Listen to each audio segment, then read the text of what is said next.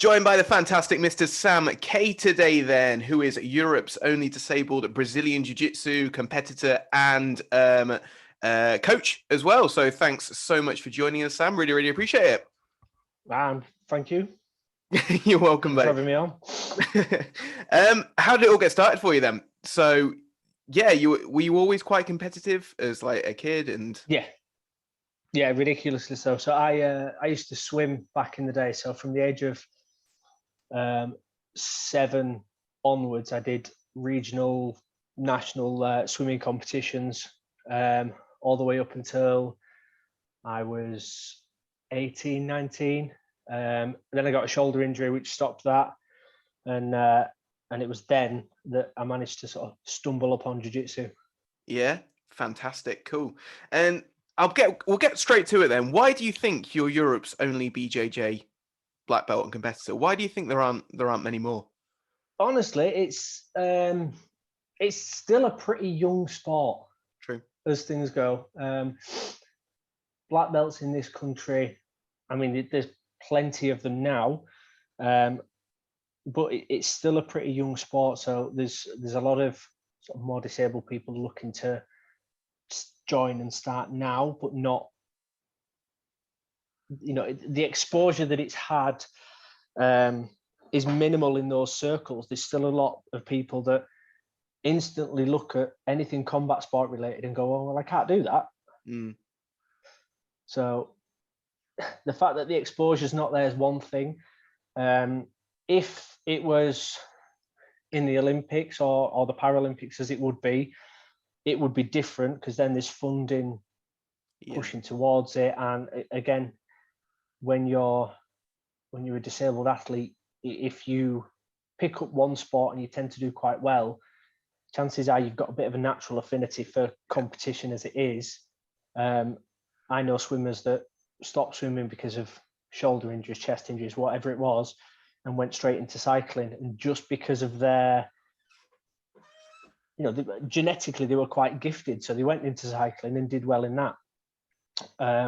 Whereas there isn't really a crossover into jiu-jitsu. You've got to find your way into it yourself. Yeah, for sure. Do you think that the Paralympics should involve something like BJJ?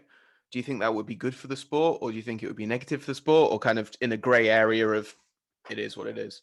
Yeah, for me, I look at judo in the sense of all the rule changes that have happened in judo since the 70s. Yeah, often come about after an Olympic Games. Yeah.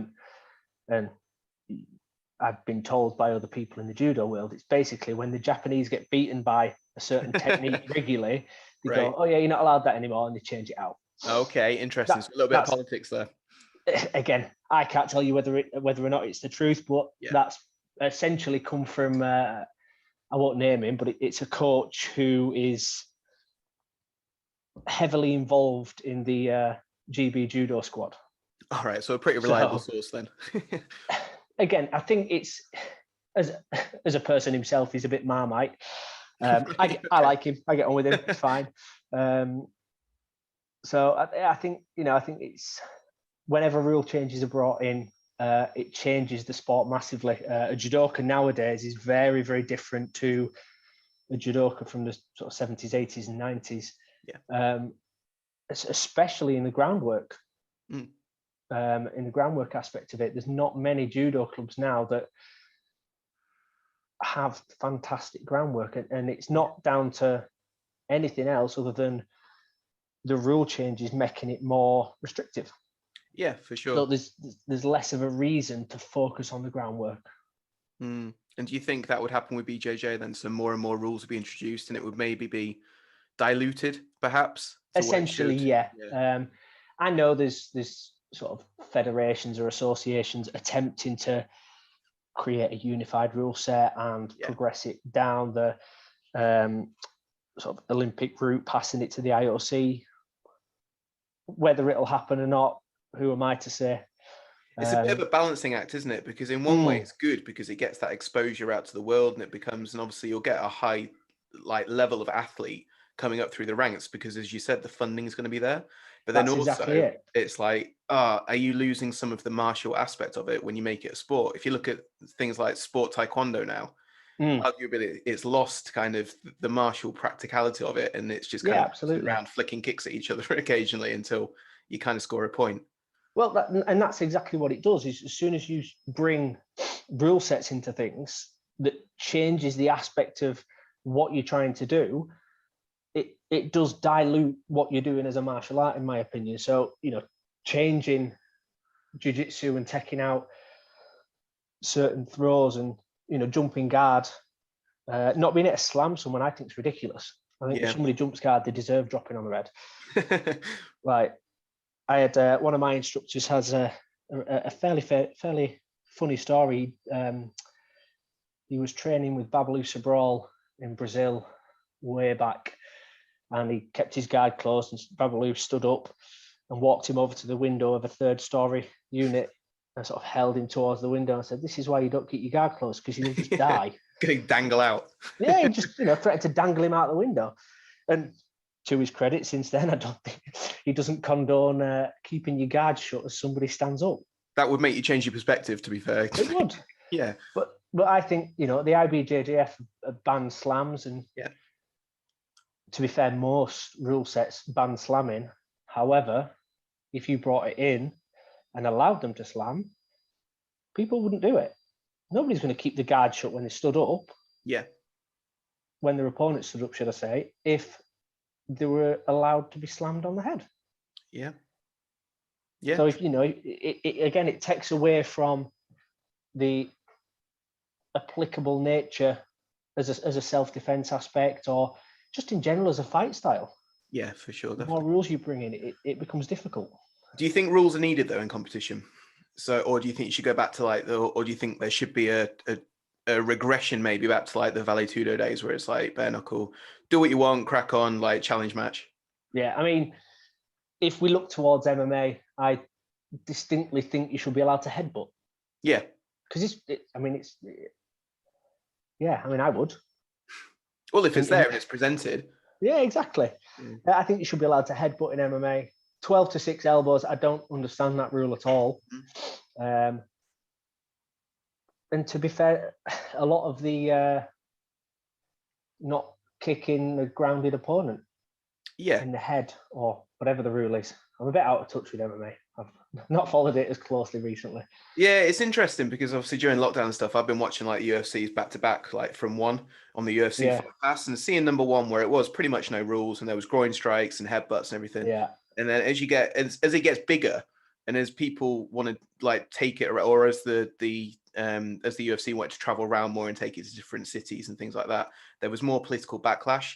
And I think it was like John McCain who said it was like human cockfighting and things like that. So at that point, more rules got introduced. And then I think it was like 12 or 13. There was no headbutting allowed at that point, and gloves had to be worn, things like that. And then now you see kind of MMA as a different beast than it was in the early 90s. It's a sport itself now.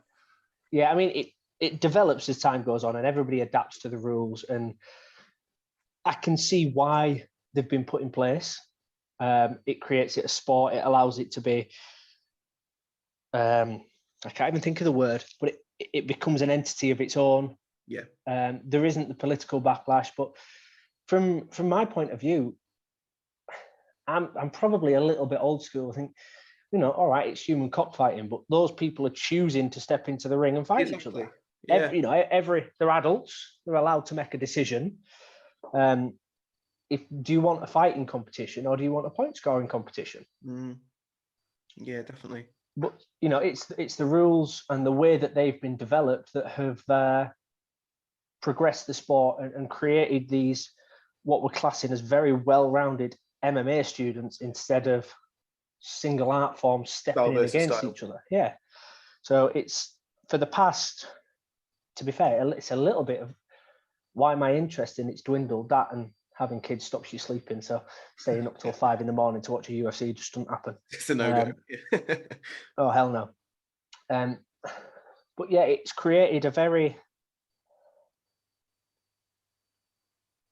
fair fight to some extent. So it's now a case where the most well-rounded athletes, as a rule of thumb, or the athletes that are able to push their own will onto their opponent, are the ones that are winning, as opposed to it being a style for style matchup like it used to be.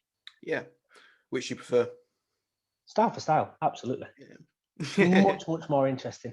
But Yeah, I genuinely believe in the next sort of 5 years, again, it's going to progress again. Everyone's becoming so well-rounded that eventually it will get to the point where these style matchups come back into play, and the people that specialize. Yeah, absolutely. I think it's starting a little bit now. You get your likes of what's his name that's just fought at weekend. Pass, I'm out of it as well, to be fair. Is it Adesanya? Maybe. Kickboxer. Yeah, okay. So, you've got he's had a massive media push. So there's the reason why he's been pushed as much as he has. But he is very much come from a single style background. Gilbert Burns as well, very, very jiu-jitsu based. Yeah. He's making his way up through the ranks, as is Charles Oliveira. Yeah. So I think it's already happening where the specialists in their own art are coming back to take over this sport again. Do you think the BJJ will dominate again then, as it did in the early days with like Hoist? So you just smash it. That's very easy for me to say. I'm very biased in the fact that definitely. Yes, I absolutely do. My little brother's looking at going into MMA eventually. And the biggest I did a little bit back in the day, and the biggest mistakes I made was thinking, oh, I'll have a go at striking with this guy. Watched too many Jackie Chan movies and tried to fly and knee somebody and then get knocked out. Mental. Should have done it, but learned a lesson though. I had to. Oh, bloody rocks had fallen on my face, I tell you. So was the self-defense aspect of BJJ always something that you were interested in, or was it more of the competing sport side when you first started? The sport side. So when I used to swim, I was on the British swimming team, and you used to have to sign a contract saying basically you wouldn't do any sport that would risk injury. Right. However, from the age of about 11, I was a massive sort of early UFC fan all the way through to not all the way through, but I watched the UFC a lot. I watched WEC back in the day. Yeah. So I always followed it from afar, thinking, oh, that'd be great. I'd love to do that. Yeah. Didn't really have any interest in the striking. It was the groundwork that I used to do. And me and my old man used to roll around at the floor in the living room. Didn't have a clue what to do. Basically, he'd pin me down and just elbow me in the ear. Great. Absolutely great. You'd never get away with it nowadays. You'd end up on some form of register for child abuse. You have to sign something. Yeah. Yeah. But it's what we did, and I loved it. I thought it was absolutely brilliant, and it just happened to be that at the time he had a soft play centre for children, and in stumbles some bloke with a Brazilian Jiu-Jitsu t-shirt on who just moved up to the area, right? And the soft play centre was matted. Yeah. And we at the time we had to travel an hour down the road to go to, or the guy was traveling an hour down the road to go to train. He'd not long got his blue belt. So we just started rolling on the mats at this soft play centre. Yeah. And that was it. And that was sort of how my journey started and progressed from there. Perfect. Your disability was from birth, yeah? Is that correct? Yes. Yeah. So it's just something that you've kind of like learned to live with as you've grown up and deal with. Yeah, absolutely. I mean, you constantly get asked questions like, oh, well, what's it like to do this? Or what's it like doing jiu-jitsu with one arm? Right? If I'm honest, I've never done it with two. Yeah. So you can't compare contrast. No, I can't. It's difficult because although I can visually watch people, automatically, if I'm watching as a fan, I just watch and enjoy. Yeah. If I'm watching with an intent to learn something for myself, I'm constantly processing whatever's happening and whether or not it's even remotely applicable to me. Yeah. But my ability to do that very quickly translates well to coaching.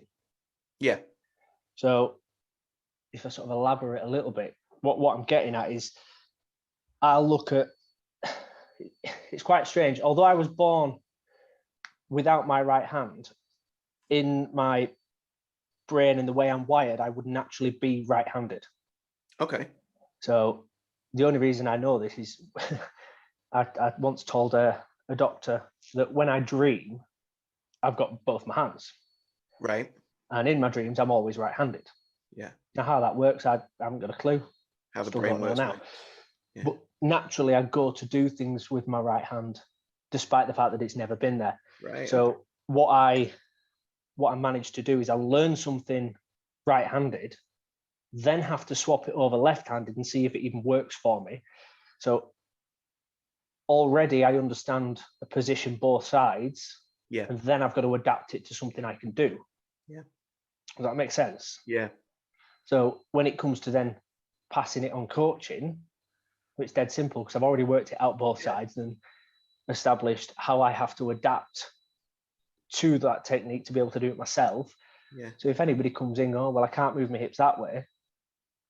Usually I tell them to move the hips, to be honest. But if there's a legitimate reason why they can't do something, it's actually very quick and easy for me to be able to swap it over and do it on the other side. Yeah, for sure. Or Like you said, that make must a little make adjustment. you a better coach. Yeah. Yeah, I mean, I think it does. The biggest critic, I suppose, is what my students do when they compete. Yeah. Well, it's a good test, isn't it? It's a good litmus test. If you're producing quality students, it's like, well, that means you're a quality teacher. Normally. Yeah, I say I'll go on about my little brother, but he got his purple belt just before the lockdown started and essentially moved in with me throughout the whole of COVID so that we could carry on training together. Yeah. Just to, tick boxes. Yeah, yeah. And he's a phenomenal sort of athletic specimen. He's very, very gifted just because he's exercised all the way through his teenage years. Yeah. But technically he's very, very good. Right. He doesn't even know what he does to be very good, but he is. He's got the brain. Yeah, so I'm more than happy sending him out competing because he is a better example of my jiu-jitsu than I am myself. Yeah. And was jiu-jitsu just something you naturally kind of went to then? Did you enjoy it from the get-go? Or was there kind of a struggle of like, oh, I'm not really sure if this is for me. Maybe I'll go back to swimming. Or was it just like, yeah, jiu-jitsu, this is it? So I had shoulder surgery twice in my right side, and essentially it was from a repetitive strain injury. So I was at a high level with that. I'd got a couple of world and British records in my late teens, had the shoulder surgeries, and going back to it, the last time I saw the surgeon, he just went, if you go back to it, we're going to have to do it again. And the more we do it, the more the movement in your shoulder is going to be restricted. So essentially, if he has to operate again, my shoulder's going to be locked. Right. And my range of movement will become very, very limited. So I had maybe 4 months where I just thought, well, I can't do anything. That was everything I've always done. I used to train sort of 30 hours a week when I was swimming. And so it was just mental. It was everything that took over my life. And it just, like I said, I'd always been a UFC fan with emphasis on the groundwork. So when I stumbled upon it, that was it for me. I thought, I can do this. And what I can't do, I can adapt and I can change. It's interesting because you said that you liked the groundwork in the early UFCs, but for most people, that was the boring part because jiu-jitsu wasn't like the thing then, was it? It was like the crowd. You could see the crowd getting restless because they were just laying on top of each other. Obviously, now we know it's like the chess game and they're working for position and then working for the submission after. But to start off with, it was like, nah, people wanted the stand up. They wanted the blood. They wanted like, the stand and bang. I've always enjoyed the puzzle of anything. So when I was sort of a young teenager, I wanted to be a surgeon. Right. And then I got to about 13, 14, and my dad went, you need 2 arms to be a surgeon, right? And I went, bollocks. I better think of something else to do. And that was what I wanted to do. I enjoyed the puzzle of the human anatomy. Sod's law now, everything can be done laparoscopically, and I probably could have gone into it, but at the time it wasn't a feasible option. And I just carried on swimming and then found jiu-jitsu. I think I just fell into it, and the fact that I could see, even in my very naive sort of teenage mind, that the groundwork was a real puzzle. Yeah. I didn't realize how much of a puzzle it actually was, but I knew it was a puzzle, and it was that fascinated me, that some people could just move a body part and turn somebody over and then be on top and rip their heads off. I can't quite sort of explain how much that fascinated me. I used to watch the same fights over and over again. Just analysing them, and I was just in awe, if I'm honest. You know, I've probably watched the first 4 UFCs more times than I'd care to admit. But it was just the fact that you could be on the floor, be underneath, and still be winning. Yeah. And it just fascinated me. So as soon as I started training, that was pretty much it for me. That was it. I was involved, and that was what I was going to do. Yeah. And how did you find adapting it to start off with then? So as like a complete newbie, because people that are fully, don't have a disability, they struggle with BJJ, and the first 6 months, a year, etc. That's difficult enough, where you're just being pinned and it's just learning to survive. But then add a disability and it's like, wow, okay, like fair play. I think it increased my fascination with it because I liked the puzzle. Yeah. So being stuck underneath and going, right, I'm stuck here, and you ask somebody else, I'd ask Alex and Ricardo that were the blue belts that trained with me at the time, how'd you get out of this? And they'd show me something that I'd need 2 arms for. Yeah. I'm like, well, that's not going to work. So I need to come up with something else. So I would always follow a foundation of knowledge, i.e. what they've shown me as an escape or a sweep or whatever, but I would then have to change it for myself. But it increased that problem solving aspect. And although I've always been very physically competitive, it's always been the technique and the problem solving that fascinates me. Yeah. So yes, it was more difficult. I imagine I've never done it with 2 arms. But it was that engrossed me into it. Yeah, for sure. What about competing then? So when did you first start competing? Was it fairly early on, or was it, later? I did a competition. I was down in Dartford for work at the time, and I think I'd been training 3 months. And I rang up the organizer and went, "Hey, can I jump on this? I'm down here. I've got nothing else to do for the weekend. Can I jump on this competition?" Yeah. And they took me in, and I got triangle by the first guy I fought. And I don't even know what happened in the second fight. Lost. Yeah, he lost. Yeah.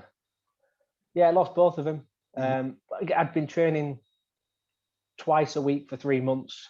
Yeah. Slightly intermittently, like I said, because I'd go away for work as well. Yeah. So it was just, I'm enjoying this. Let me go and try and compete. Yeah. So I did. And I got my ass handed to me, but it made me sort of go back home afterwards and go, right, I got caught with the triangle. Let me go and work on that. Yeah. And then I didn't compete again until after I got my blue belt. And then, if I'm honest, my competitions are very hit and miss. If I've lost, it's either been with a collar strangle, usually. Yep. Or via points. Okay. But I'm pretty 50-50, to be fair. Yeah. Do you compete in no-gi and gi? Yeah. Is there one you prefer? I prefer the gi. Okay. Again, for the problem solving, the grips fascinate me. Yeah. So I prefer training in the gi. I tend to compete better in no gi. Right. Okay. That's interesting then. So the one that you're more interested in, you have less success in. Yeah. I mean, it does come down to the grips. Everybody's got twice as much as I do. Yeah. So when it actually hits that point, it's I'm at more of a disadvantage wearing the gi. But when it comes to training, I like that. Yeah. I like that. I like to solve the problems more often. I like using the grips. I think that is the dominant part of jiu-jitsu. If you lose the grip fight, you're always going to lose. Yeah. But chances are I'm going to lose the grip fight. Yeah. So I have to then work my way around that again. So yeah, I prefer the gi, but when it comes to doing no gi, the grips themselves, in the sense of grabbing and holding onto something, is less. There's less of a gap there between me and an able-bodied person. So I tend to manage to compete better in no gi. Yeah. Perfect.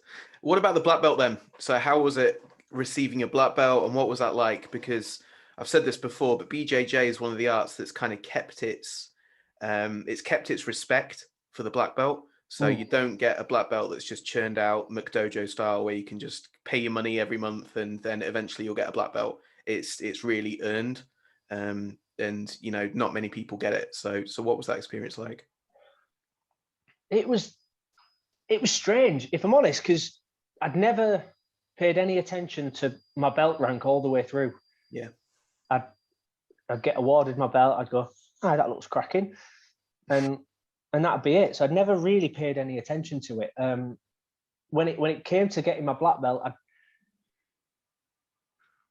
I was surprised, but I also wasn't surprised. Right. I put in the time. I've put in loads of time. I've competed at brown belt and, you know, held my own. Yeah. You know, I'm not going to say I dominated, but I managed to fight good high level people, hold my own, sometimes win, sometimes lose. Yeah. But I would never be outclassed. Mm-hmm. I'd never feel like I wasn't worthy of the belt rank that I had. Yeah. Again, I've gone into some fights and just completely had my ass kicked, but then there's others where I've done the same on the reverse. So I have always felt like I've deserved the rank that I've got. I didn't know I was the first disabled black belt in Europe. It was only after speaking to a guy called, do you know what? I can't even remember his name. Some guy. Something Silva from Brazil. Yeah. He's a black belt in Brazil that's an above knee amputee. Okay. He's kind of heading the Federation of Para Jiu-Jitsu. Yeah. I think it's whatever. It's got an acronym. I can't remember it. Yeah. I'm not good at that sort of stuff. But he's heading that. So I spoke to him. He's got essentially a list of all the disabled competitors and their rank. And he went, "Oh yeah, you're first in Europe." Cool. I went, "Oh, Sam, that'll do." Yeah, tick. Yeah, tick that. You know, that'll go down. Yeah. It'll something historical to look back on. But yeah, it was overwhelming, to be honest, because it was the first time I'd actually thought about my rank. Yeah, yeah. First time I'd ever thought, I've actually made it to a high level in this. I didn't know that was going to happen. Yeah, it was never the goal when you started. No, I mean, I always had a goal that I'd hope I'd get to black belt before I was 30. Okay. Can't remember how old I was. 27? Yep. What are you now, 29, 30? 29 now, yeah. So yeah, I think, 27 I think I was.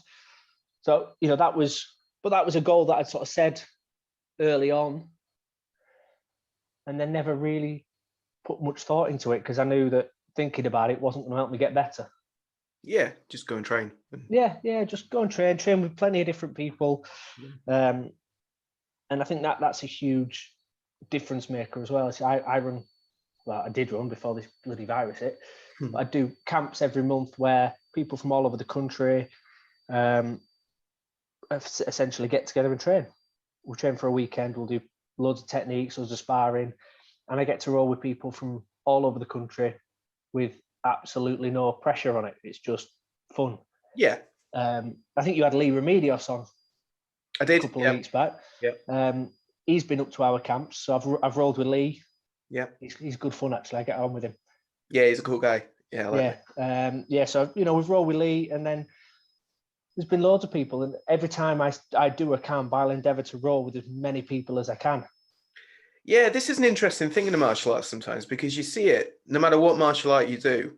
Sometimes when you see seminars, or you see, even if it's like friendship seminars where there's different styles, but people tend to just train with the same people because it's a comfortable thing to do. So they'll train with the people from their academy, or they'll train with like friends that they know they've worked with before sometimes. I think it's just such a waste, because you're missing out on such an opportunity to train with like different sizes, different people, different strengths, different abilities. And yeah, it's just crazy to me that still happens. Yeah, I mean, I make a conscious effort to almost force my students to partner themselves up with other people from other gyms that they've not trained with before when I do these camps. So I'll often, do you know what I think it is? I think it's always an anxiety thing. People, you know, there's 50 people in a room of which you probably know 5 or 6. Yeah. So there's an anxiety thing of, even in your group of 5 or 6 people, you're still only a small percentage of that. Yeah, for sure. You know, that number of people. Often enough, I'll just walk up to people and go, you know, visitors and so, oh, Dave, go partner yourself with Matt over there. Yeah. And I'll sort of almost force it upon people. Yeah. But I do that in my normal classes as well, is I will partner people up so that they're not always in the little bubbles. comfort zones with the friends. And it's, when I started doing it, it was about 2 months after, quite a few people came up to me and go, you know, I really like when you do that, because it takes that schoolyard anxiety of being the last one stood there going, oh, nobody wants to be my friend. Getting picked last football practice. Yeah, absolutely. And that was, it was actually, that was actually why I started doing it, because I kind of saw a couple of people hovering back and not stepping forward to choose a partner. Yeah. And essentially, it's not because they don't want to be trained with, it's just their own self-confidence means they shy back, and other people just kind of nod at each other and go, oh, all right, we'll go. So when I saw that happening more often, I went, right, well, I'll step in and I'll partner people up. And sometimes I do it where the size matches with each other. Other times I go the complete opposite and put, you know, my wife, who's 5'3", 5'4", I'll put her with somebody that's 6 foot tall. Yeah. Go off you go and make that work on somebody twice your size. Yeah, it's important. So, but you know, it seems to work. It's gone down quite well with my club. Yeah. I'll carry on doing it. Yeah, if it ain't broke, don't fix it. Yeah, exactly. When did you start coaching then? What was that like? I started at blue belt. So the 2 blue belts that set us up, they eventually moved. One of them moved back to Brazil, and one moved down to Brighton. And at that point, I was just kind of sat there going, well, I don't really want to stop training. We're going to keep on training as we are. And I was still a white belt at this point. So there was 6 or 7 of us. And we went, look, we'll just get together and we'll train what we know. Yeah. Stick with the fundamentals that we've been taught, and we'll just go over it again. And my retention, my memory retention for the techniques was better than most of the other people, probably because of the amount I had to work it out for myself. Yeah, and think. So I'd had to play it through my head a lot more. So I retained a lot more of these techniques. So I kind of almost took on the lead role with these guys, despite the fact that we were all the same level. Yeah. I just retained the techniques better. So to then pass it back again, and we'd just pass it back and forth, and I'd be corrected by Adam, who's my main training partner now, even, well, before this virus anyway. And we'd pass it back and forth, and he'd potentially go, well, I don't think this were right, I think we did this instead. Yeah. So I go, all right, okay, we'll do that. And then when I got my blue belt, I said to Paul Hartley, who was my sort of head instructor at the time in Preston, so look, can I open the doors a little bit? I said, I don't plan on advertising massively. Yeah. I just want to open the doors and sort of see if we get any more white belts come in and people wanting to start. You know, yeah, that's fine. But this was back in 2012, 13 maybe. Yeah. So there wasn't a lot of gyms around. Yeah, it's still quite early days for it. Blue belts coaching wasn't wasn't really a big thing back then. Yeah. Because again, there wasn't many around. You just did what you did. Yeah. And yeah, so it was from then. So about 2012, 2013 was when I started coaching, and then I've just carried on from then. Yeah. And have you got a premises now, or? Yeah, so we carried on training in the soft play centre. Yeah. Up until 6 years ago, and then we opened a gym. And the upstairs of the gym is my club. And it's a good space. It's 120 square meters of mat, good changing rooms, male and female, loads of space to chuck your bags and stuff, which is, plus side of why we can run the camps is because of the venue that we've got. Yeah, amazing. How's it been this year then? Obviously the past year, how have you stayed motivated to train? Obviously it's good having your brother there, but nothing. It's training. I've had my brother to train with. In between the sort of lockdowns where they've been really strict, I'd managed to sort of read the legislation and twist the rules a little bit and just say to some of the guys, as most have, to be fair. Yeah. Had to survive, haven't it? Yeah. To be fair, all I did was say to the guys that were coming in, look, you're bubbled up with this person, that's your training partner. Yeah. Off you go. Yeah. Whether they stuck to that, I ain't got a clue. I didn't pay any attention. But that's what I told them initially. Yeah. If they want to stick to, they're all adults at the end of the day. They're going to stick to the rules. They'll stick to the rules. If they're not, they're not. So we carried on little sort of intermittent things. But yeah, me and Will just kept training. I'd roll with my wife a little bit. I started lifting more weights again. I'd stopped doing that for years. Yeah. So I went back to lifting weights again, put on a bit of weight, and yeah, just sort of kept ticking over really. Yeah. And how do you see it going in the future then for yourself and your academy, and also kind of BJJ, and then I suppose disabled Brazilian Jiu-Jitsu too? Starting up, I will always compete just because I enjoy it more than anything. Yeah. I enjoy the tournaments. I enjoy the sub-only shows. But my main goal at the minute is as a coach. So I want my students to be able to go out and compete more. So I'll go and support them. Yeah. So I think that's my main push at the minute is to work on my students and helping them develop. And like I said, as an academy, as a business, running the camps is fantastic. I love doing that because you get to train with 50 other people in a weekend. Yeah, sure. God knows how many of them you've not seen before. So why would I not do that? Yeah. Everybody enjoys them. They sell out every time. We get good levels of people there. There's always, whenever we do a camp, there's always at least 10 black belts on the mat as well. Cool. Yeah. So there's loads of experience and knowledge. Yeah, absolutely. So we'll constantly push them. As for disabled jiu-jitsu, I've just made contact with a couple of charities that work with amputees. I can't remember the names of them now. But I've said to my wife, I'll spend some time towards the end of this year going to a couple of locations, some in the north, some in the south, and just offering intro sessions to amputees via this charity. So hopefully that'll pan out. Yeah. A lot of it depends on sort of what they're able to push out there, because that's the only thing that holds jiu-jitsu back when it comes to having disabled competitors is, one, most of them are amputees. So most of the people that these charities deal with are amputees that have had an amputation via something traumatic, whether that be an infection or diabetes or bike crash, car crash, things like that. I don't know. Each person is different in themselves. So, but because it's usually when it's something traumatic, it affects the self-esteem and whether or not they will then go, oh yeah, I'll go and walk into a room full of people that are all scrapping. Yeah.